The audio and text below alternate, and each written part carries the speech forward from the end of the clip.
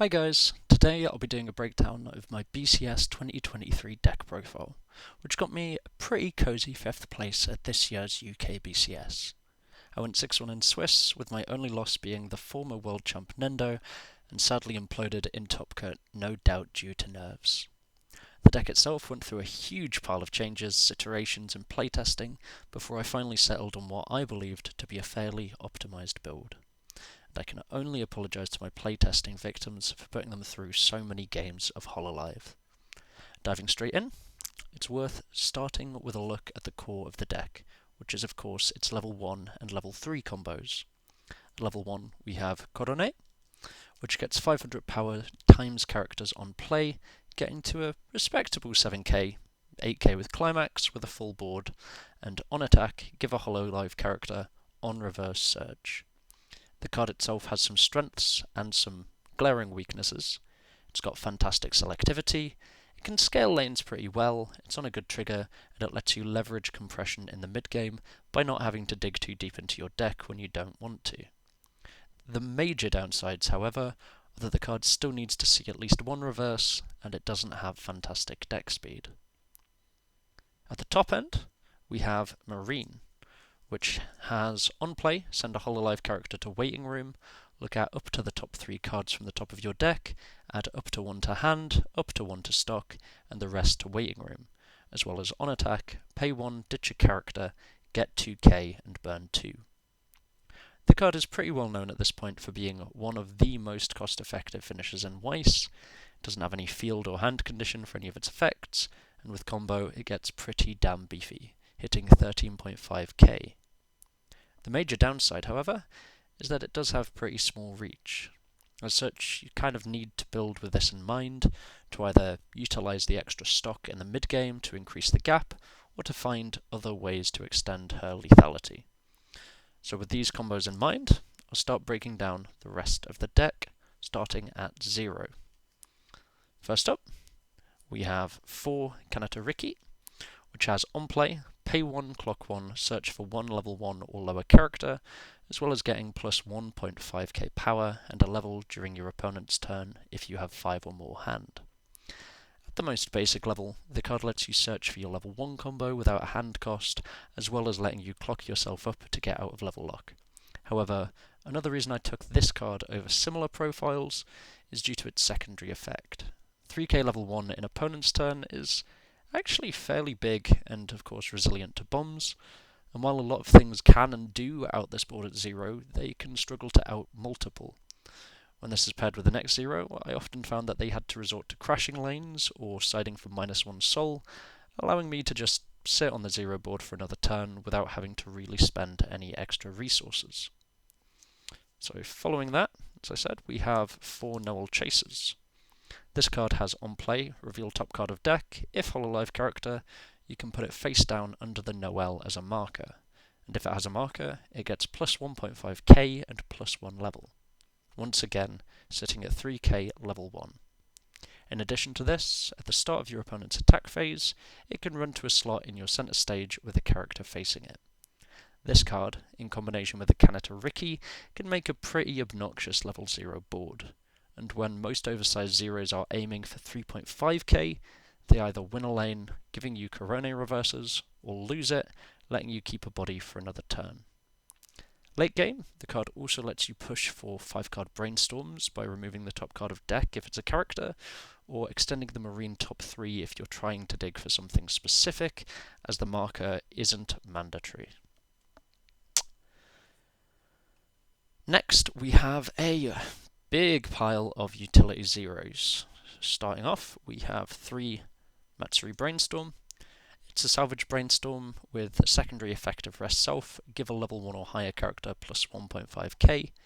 It primarily lets you secure reverses with Korone with the extra power pump, but a little Easter egg is that it gets your chaser to 4.5k, which can beat over most things at 0.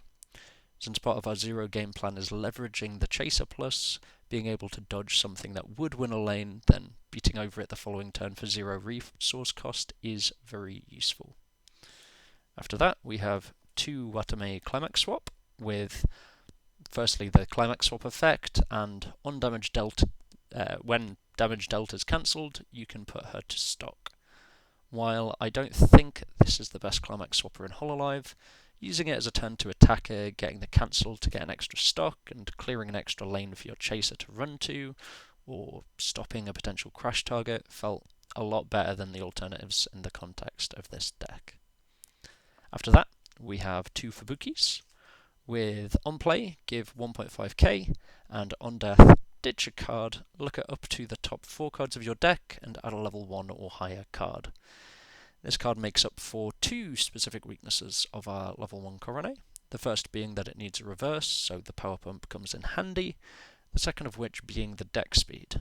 As the timing of the deck speed is on death 2, there are games when crashing it in the late game is correct, when you're left with small deck states, where triggering a climax could leave you with just a big pile of clean cards in deck. However, as it is on death, you can also use it as main phase mill by playing over it if needed.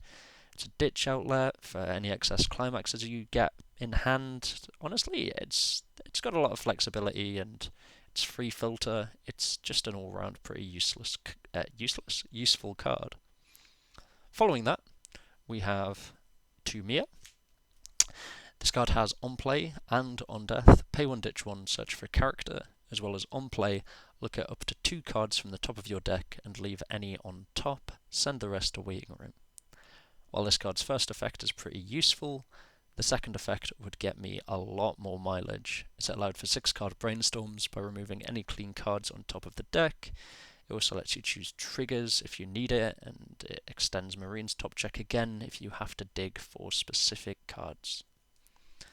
After that, we have a 1 of Rene, with on play, ditch card, reveal top, salvage level X or lower, X being the card revealed on top of deck, and when damage received is cancelled during its battle, bounce it back to hand. I mainly use this card to get a brainstorm, an extra attacker, or specific utility, and the most important part is that it is also red, which up until now has been pretty damn lean. After that, we have a 1 of Flare, which has on play, pay 1, ditch 1, salvage a character, and pump 1k, and on play, pay 2, bounce a character. Now, this is probably my favourite card in this deck.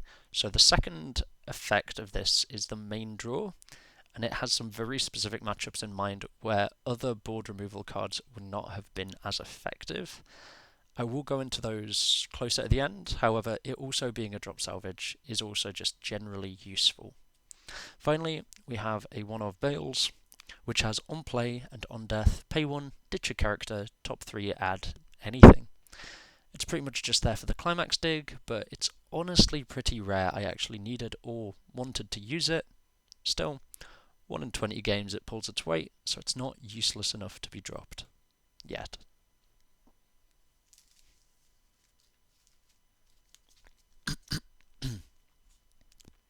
Next up is our level 1 lineup, which is pretty bare bones. So, first up, we do have 4 Korone, of course, which we have went into. After that, we have 2 Reine, which have on play, ditch a card, spawn a cost 0 from the waiting room to stage, and on attack, give another character 1k. This card is mainly just there to pivot into various tech cards by spawning brainstorms or zeros with on-death effects, or for spawning out a Korone to do extra combo turns.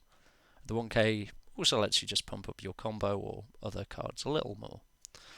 Then the other level 1 we run is this 1 of Coco, which has during your turn, it gets plus 2k, and on attack, you can pay 1 double trigger. This is honestly my usual target with the Reine spawner.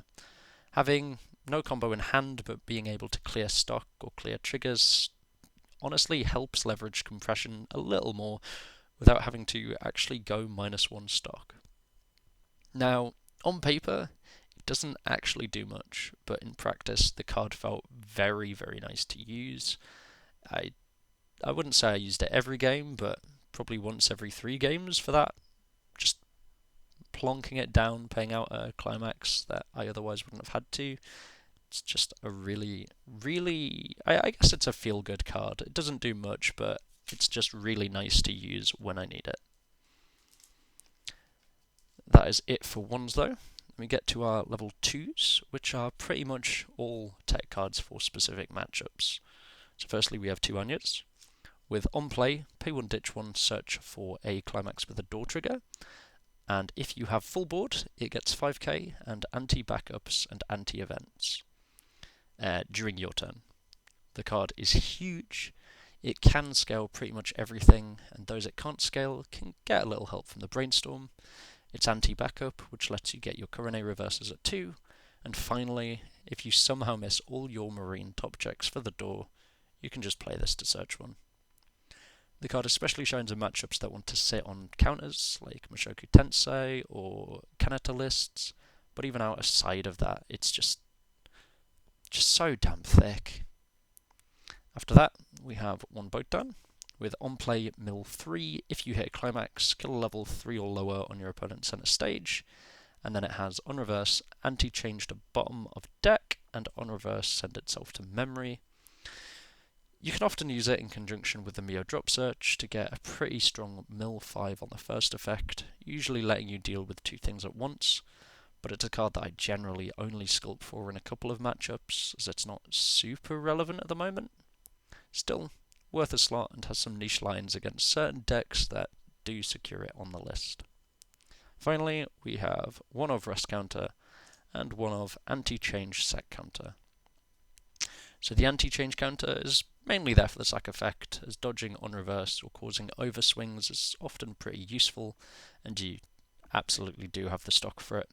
But the card isn't super relevant at the moment outside of a couple specific matchups. And yes, I know Irons exists, but Irons also just sides. Still, I felt it was worth a slot to deny any random rogue decks that might pop up, where reverses or early plays were just the main game plan. Rest counter, on the other hand, is just something that I'm never glad to have, but always miss when I take it out. The ditch 4 plus self cost is never something I'm happy to pay, but when it's between that and death, sometimes you gotta grit your teeth and ditch your hand and say, well, I couldn't triple marine if I was dead anyway.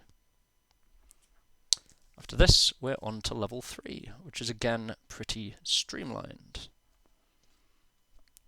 So, first of all, we of course have 4 marine, which we went into.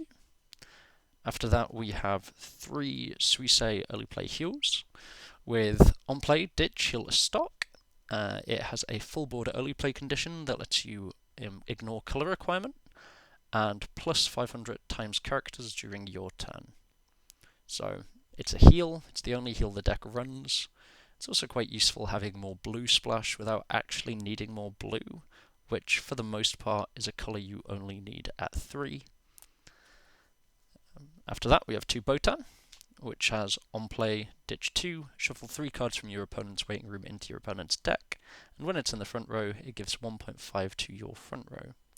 This card's a very nice extender for Marine. It's quite often your opponent will leave 1 or 2 cards in deck in order to get a climax back in to refresh, so it is a useful card to punish this. But even outside of this, doing stock swap in a shuffle back and a triple Marine is certainly a pretty nasty play that can be pretty damn impactful when given the chance. Speaking of stock swap, 1 stock swap. On play, pay 1, put your opponent's stock to waiting room, then cards from the top of their deck to stock equal to the amount of stock they had. This just lets you extend Marine and put your opponent in more favourable deck states if they're Giga compressed. You can also be hella cheeky with a Botan if they have a bunch of clean stock, where you can shuffle multiple climaxes back in a deck, then stock swap, and force them to go back with 1 or 2 climaxes. It ain't common, and the games you can pull this off are usually when you're winning anyway, but the emotional damage it inflicts is worth the payoff. Speaking of emotional damage, I do have one more very spicy tech. It's a one-of, and I'm pretty sure it has left many a playtest partner traumatized. A one-of, Shioko Two-Soul. So this card was originally ran as a bet in my first list, and I quickly came to realize that in the list it was actually a valid choice. Marine has no trouble digging for her climaxes, and the games she does struggle you have multiple other ways to get it, so running the door at 3 has no real implications. what it does let you do is take advantage of bad first deck states and push hella hard when you have no real right to output that much soul damage early on, which, when Marine doesn't have a hell of a lot of reach, if you can change the momentum so your opponent is very far behind so early, it does put you in a pretty cozy position. Outside of this, the climax split is pretty stereotypically 4 choice and 3 door. Now, some other considerations I had, and I was trying out. So first of all, we had the 3-4 event. So this card, while it is definitely achievable as a Marine extender, I felt like the Botan did just more work. They were both fighting for the same slot, and Botan's a lot easier to pivot into, whereas this card, you pretty much had to run it at 3 to see it consistently, and although when it worked, it was really strong. Again, I just feel like a 2 of Botan, A, it took up less deck slots, so I could run other useful cards, and B, it's a character, so I could just grab it as and when I wanted it. Second of all, we have 0-0 Aqua. So, Aqua's nuts. It's huge, 3.5k, it's a strong plus, however, with 2 fairly common decks running bombs or ways to turn it off completely while crashing board, I felt the Noel Chaser, which is kind of the card that would take up the same spot, just gave me far more versatility. Next up, we have Mori, which, while on paper, Mori is the better combo than Korone. It has deck speed, it has utility, it has selectivity. I often found that as soon as you got to second deck, the card felt so dead. You never wanted to go too deep because you're usually pretty compressed, so you're left grabbing zeros, which in turn generally make you have to spend more stock to turn those zeros into playables, which in turn get rid of any compression you had amassed up until that point. Due to that, I felt that Korone was simply just the stronger pick late game, and I simply had to make up for the downsides with Korone. Then the other, I guess, option for my 0 game was the Korone JC. So the JT profile on paper was really nice, allowing for early game card advantage by bouncing your other lanes, and sits at 3.5k level 1 during your turn, which can get pumped by your Brainstorm. The main strength is denying reverses late game though, which is pretty strong when one of the main decks in the meta is Avatar. Unfortunately, I had one specific playtesting session with Lee. This is Lee Powell, where he simply bounced 1 JC, leaving my second JC completely defenseless to reverses. Due to this, and this one playtesting game alone, I came up with another specific line to play around Avatar, which completely blindsided both my Avatar opponents and left them both struggling to go for the kill. And that is specifically using the 0-0 Flare and the Noel Chaser. Against Avatar, ideally, you don't want to leave them reverses when they go into 3, so crashing board is ideal. Fortunately, they themselves have a JC. So what do you do if they have 1 JC on board? Well, you play Flare, pay to bounce the JC, use the Chaser in the open lane, and crash your 2 other lanes. What if they have 2 JC on board? Well, use the Flare to bounce 1 JC, play over it with a Rain-A, use the Rain-A to grab it back, play it again, bounce the other JC, and put Chasers in the open lanes, and crash the rest. Then, if the number of open lanes is 2, you can run the you can just run to the Azula without anti-backup and use set counter if you're scared, which often you should be. And then the actual last consideration was not running the Shioko Climax. No. So that's basically the summary of my BCS 2023 Cardiff decklist. Unfortunately, I could only bring it to one event this year, and since there's half a year before the next event, the list will no doubt have to change completely for an ever-changing meta, but I'm pretty damn proud of the list, and I do hope that I can make even half as competent a list for next season. A couple shout-outs, so shout out to my lovely girlfriend for lending me Shioko, it is treating me very well. My playtest buddies, specifically for putting up with so many terrible Hololive deck iterations, and my biggest fans, Rosa and Loki.